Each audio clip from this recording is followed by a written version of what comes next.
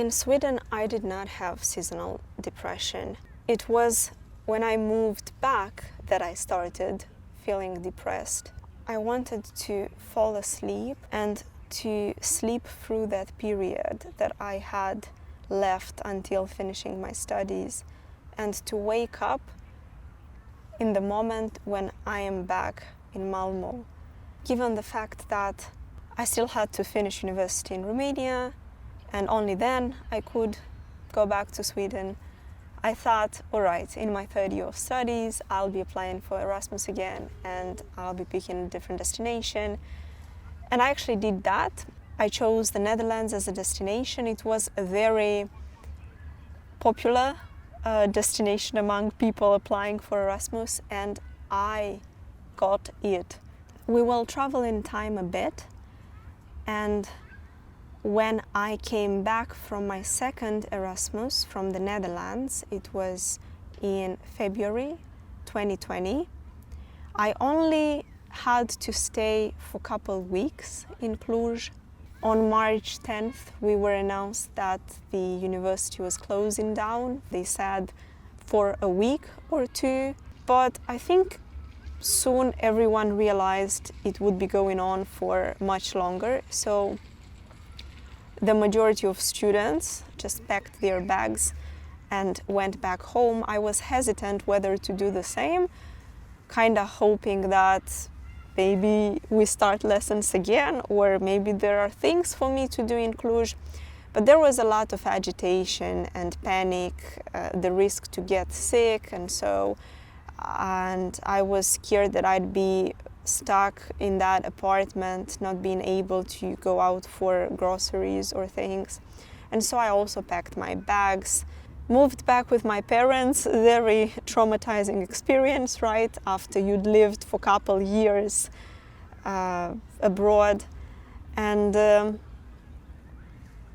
during those months, spring and summer 2020, I was writing my thesis.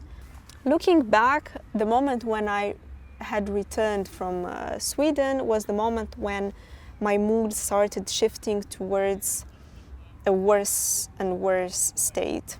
And the pandemic was the final hit.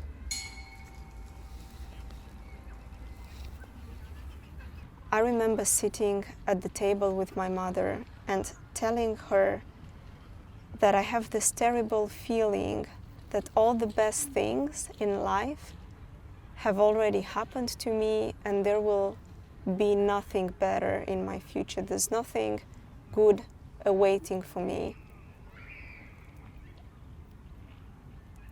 And my mom had this weird reaction.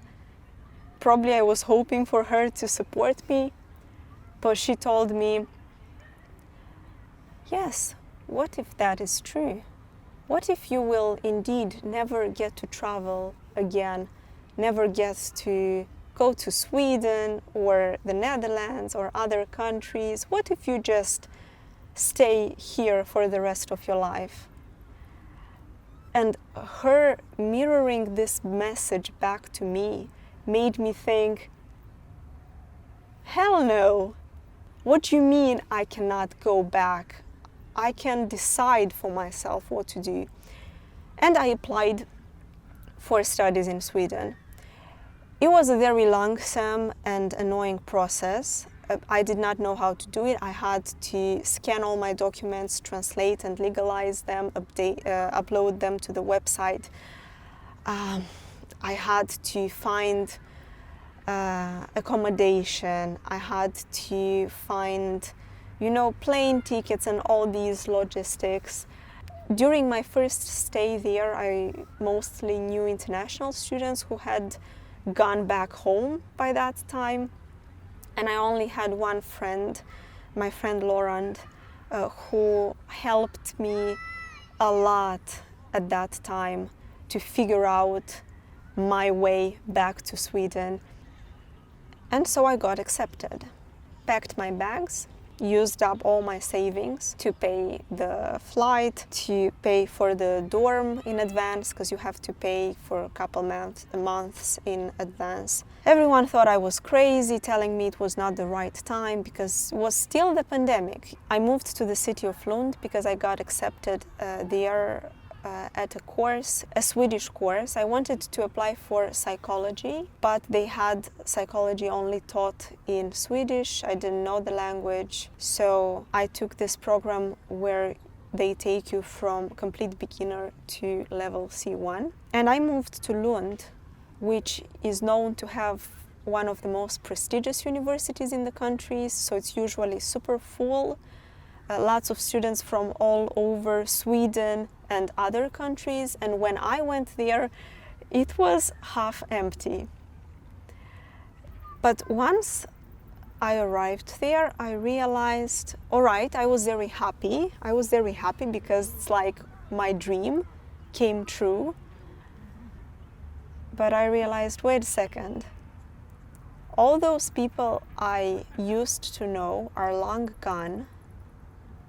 It's not August anymore. There was no introductory program for me. No one met me at the station this time. I was there all on my own, like a tourist. It was very different from the first time when I'd been there. Not as fun. And then my course started. I thought it would be offline, but they told us, initially they said that just the first month would be online and then another month. And then for half a year, I lived in Sweden doing these lessons online. And I started growing quite upset. The money I was making was very little. Still, I had to work. I liked teaching, but it was very hard.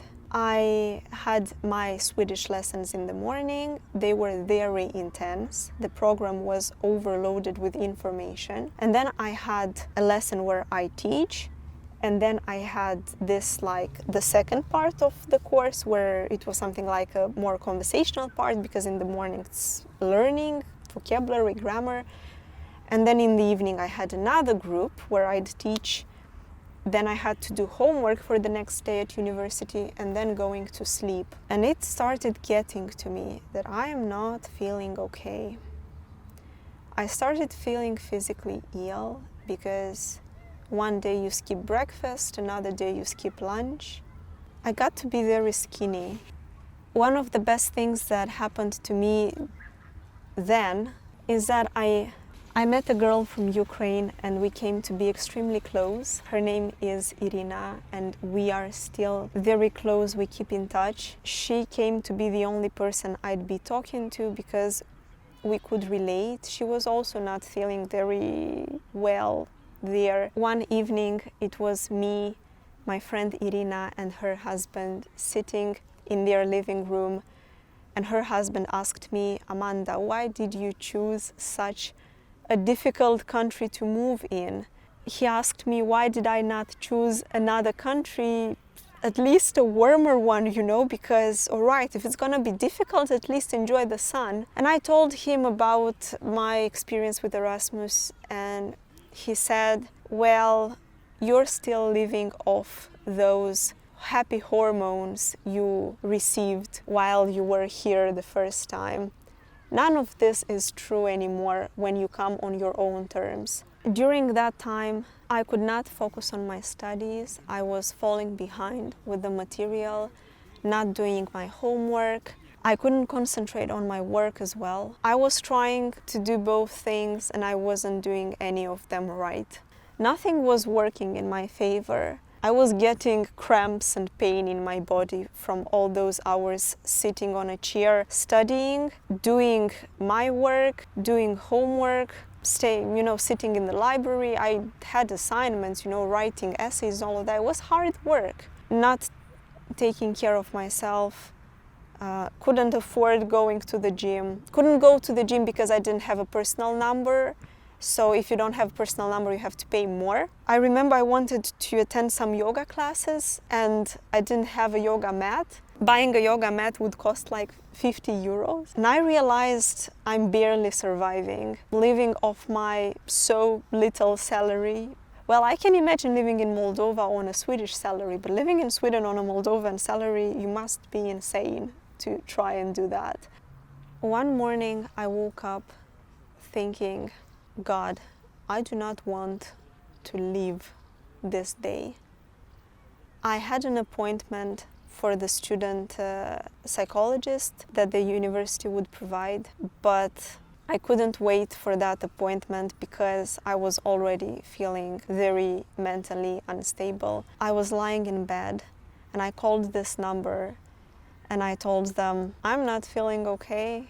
I think I'm depressed. I was looking out the window. It was already afternoon, but I had only woken up because during those days I would go to sleep very late. I would just watch some dumb shows on my laptop, try to push away my depressing thoughts. And I told them I need help because I cannot get out of my bed and I don't see a reason to do so. They told me to go to a hospital, the nearest hospital, because they would help me. I told them I don't have a personal number. They were like, uh-oh, that's kind of a problem. But they also asked me, that guy was on the phone with me for an hour or so, and asked me when would I go back home to my country if I'm planning any visit back home. And I said that, well, only in a month or so. And he told me that perhaps I should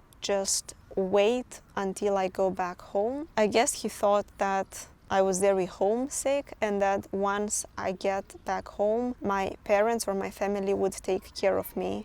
Using my last bits of energy and strength, I finished that course, packed my bags, and came back home. And I thought I'd be moving back to Sweden and maybe find a job or something. But for now, I just need to rest. I was still telling myself that, no, I need to make this work. Maybe I find a way, borrow money, take a loan in Moldova, take a loan because I was employed, in Moldova. And I don't know, just for the period, as I'm looking for a job. I also didn't want to work on any job. I didn't want a shitty job because once you start doing something you really like teaching, having this intellectually stimulating occupation, I didn't want to do something like cleaning, washing dishes or stuff like that. So my friend from Ukraine, she was like encouraging me, and my friend Laurent, he would try to invite me to different events, parties. Once you fall into this mental trap of negative thinking, another person cannot get you out. I remember now this monologue by Romanian writer Matei Vișniec. He writes prose and also playwriting, and he has this monologue. It's called Human in a Circle, about how we people kind of isolate ourselves in a virtual circle that we draw with a piece of chalk around ourselves. And in that monologue he says that nobody can break this circle from outside. The only way for you to get out is if you interrupt the line of the circle with your hand, like erase it and step out. So nothing really could help me, and nobody could help me in that moment, because I was trapped in my own thoughts. And once I came back, I went to my family and I felt this warmth. And I felt their kindness and love towards me, the tasty food my grandma would make, the smiles and conversations with my brother. And I looked at the way they live, that they live in this warm, beautiful house, while in Sweden I would live in this small box of a room. How could I have gone away from all this comfort and all this love to go somewhere miles away where I'm nobody, no one knows and cares about me? I enjoyed so much the feeling of finally being able to do whatever I wanted, to be doing creative stuff. I started eating properly finally, because I got fed again by my grandma, and started going to yoga classes, taking care of my body. Everything started feeling right. So I think that experience of me going to Sweden the second time seems now like some kind of trauma. I put my hand in the fire and I got burnt, and I don't want that to happen to me again. And that's why months were passing by and I could not decide to move back to Sweden. I did not want to go through all the struggle again. I got so comfortable in Chisinau. In spring I started going out. I met my boyfriend, started falling in love, and things started making sense, finally. But even so, there was this second voice in my head saying, no, wait, but you could have made it work. You could have found a solution, a way, but you were just too weak. You sabotaged yourself. Well, of course it was hard. What do you think? It would be easy? Many people go through hardships, and what? They manage to get through them and eventually make a living in a different country. But you didn't manage to do so because you were not good enough. These were the thoughts I started having in my head. I started having dreams again of Sweden, all these pathological dreams, because this time I knew for sure. I could remember how shitty I felt being there. I could remember vividly, especially that moment, sitting in my room and feeling miserably alone. And still there was this voice romanticizing everything, being nostalgic about things and saying, no, it wasn't that bad. No, but maybe you should try again. And that's how I realized I need therapy. I went to therapy with one kind of request, while in fact it didn't take long for my therapist to realize that my biggest concern is that I feel like a complete loser for having given up on my greatest dream. I told my therapist that I have failed. I failed myself, told everyone I'm leaving the country to go and seek a better future, and then I came back with my head bent down in embarrassment. The approach my therapist decided to have was that he showed me an episode from Tom and Jerry. There is this episode where Jerry decides to leave Tom and everything behind and move to Broadway. Jerry leaves a letter saying, I'm tired of this province life, boring countryside, gonna go to Broadway to live an interesting, adventurous life. And then he goes to Broadway, he's like very excited about everything around, mesmerized by all the beauty. But then he starts getting stepped on by other people's shoes, thrown off the table, bad things happen to him, and he cannot bear it anymore because everything seems to be working against him. And he comes back, and above the hole in the wall where he's living, he puts this sign, home sweet home. And that's the end of the episode. My therapist asked me, what's the difference between you and Jerry? Well, easy to say what is similar. The fact that I also wanted to leave this boring country and move to an interesting and exciting place where everything is so beautiful and taken care of. I don't have to sort things out because everything's functioning so well. But what was different is that when I came back, I did not post a sign saying home sweet home, but I came back feeling as a loser, ashamed to even admit that I tried. After having watched that episode, I understood everything immediately. I didn't need to talk about this topic at another session, and my therapist himself said that he feels and can see that issue is solved because the cognitive work has been done. It was my thoughts that I had to change. Nobody blamed me for coming back to Chisinau. Nobody was judging me. It was just myself judging me. It was just me judging myself, or it was just myself judging me, I don't know.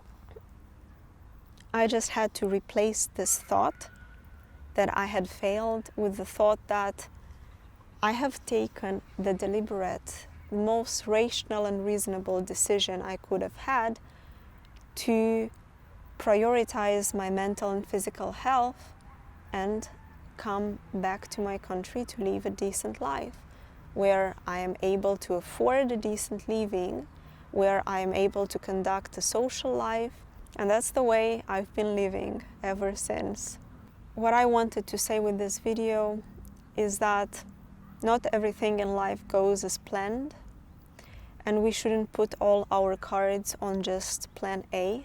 I was so obsessed about moving to Sweden, and when I realized it's not working in my favor, I could not accept it, and I started blaming myself immensely. And when I came back to Moldova, the place which I considered to be so boring and bad, which I'd been trying my entire life to escape, I started receiving all those good things that I actually hoped for. You shouldn't believe all those posts online of people living an amazing life, because all of that is lies, and we've all had our disappointments. We're not losers, guys. We're just people who actually tried doing something, well, realized didn't work, okay, and then we changed our route, and now we are heading for new adventures. Isn't that amazing? I think it is. It got dark. My entire body hurts from sitting in this position. I have lots of insect bites. Thank you for watching this video, and I hope you have a great day. Good thing about filming in nature is that I have grass to pick on. There was a bug.